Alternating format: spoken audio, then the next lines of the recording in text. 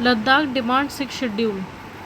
Ladakh is burning. अभी बहुत news में है कि जो लद्दाख है उसमें बहुत वायलेंट रेड्स हो रहे हैं, और जैसा हम नेपाल बांग्लादेश में देखते आ रहे हैं, जैसे यूथ ने सारा चार्ज अपने हाथ में लिया था, ऐसे ही हम लद्दाख में देख रहे हैं कि वहाँ पे भी ऐसी कंडीशन देखने को मिल रही है। एक्चुअली लद्दाख का जो केस है कि वो डिमांड कर रहा है 6 शेड्यूल।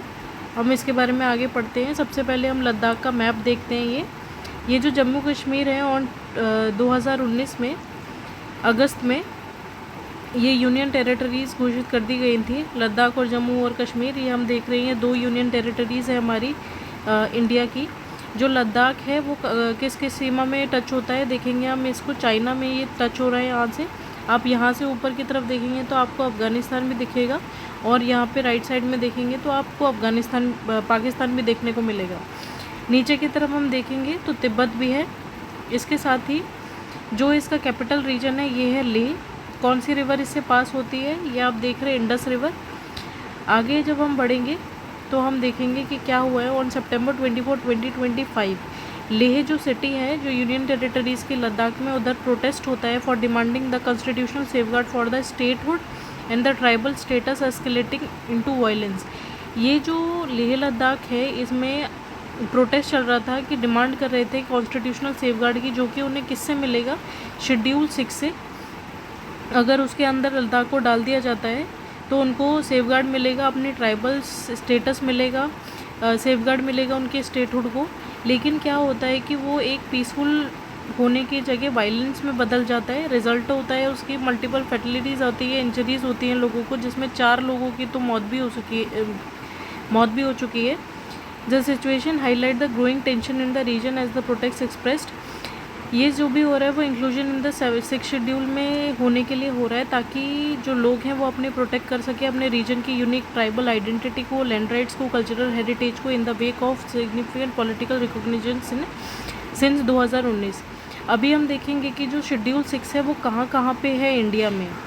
तो AMTM ऐसे करके हमने याद कर रखा है। एक ITM है जिसमें मनी नहीं है। तो आप ऐसे देखेंगे कि असम, मेघालय, त्रिपुरा और मिजोरम, ये 4 ऐसे स्टेट हैं इंडिया के जिसमें 6 शेड्यूल लागू होता है।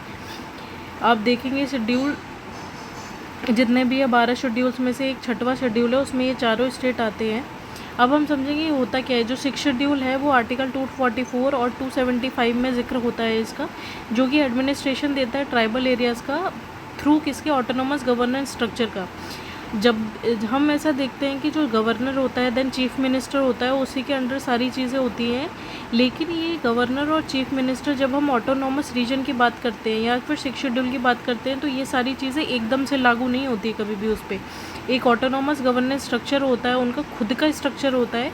जब ये लोग पास कर देते हैं तब वो स्टेट में इम्प्लीमेंट हो जाता है। तो इसीलिए ये जो है एक छत की तरह है कि इसके अंदर कोई नहीं आ सकता। जैसे ट्राइबल एरिया है, अगर आप इस पर कुछ इम्प्लीमेंट करना चाहते हो तो पहले वो जो आपने कमेटी बनाई है उस पर हामी भरनी पड़ेगी, फिर जाके चीज़ें इम्प्लीमेंट होती हैं।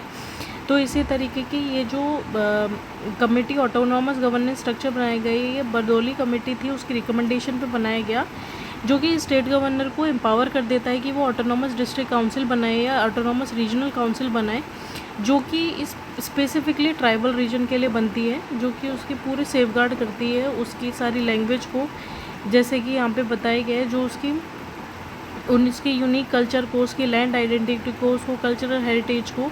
क्योंकि ट्राइबल एक बहुत सेंसिटिव एरिया है हमारे पूरे इंडिया का। तो जो भी ट्राइबल एरिया होते हैं उनके रिलीजन, रिचुअल्स, जो भी उनकी प्रथाएं होती हैं, कल्चर होते हैं, वो बहुत डिफरेंट होते हैं हमसे, हम समझ नहीं पाते, और वो उसको सेफगार्ड करने के लिए लोग लड़ते हैं।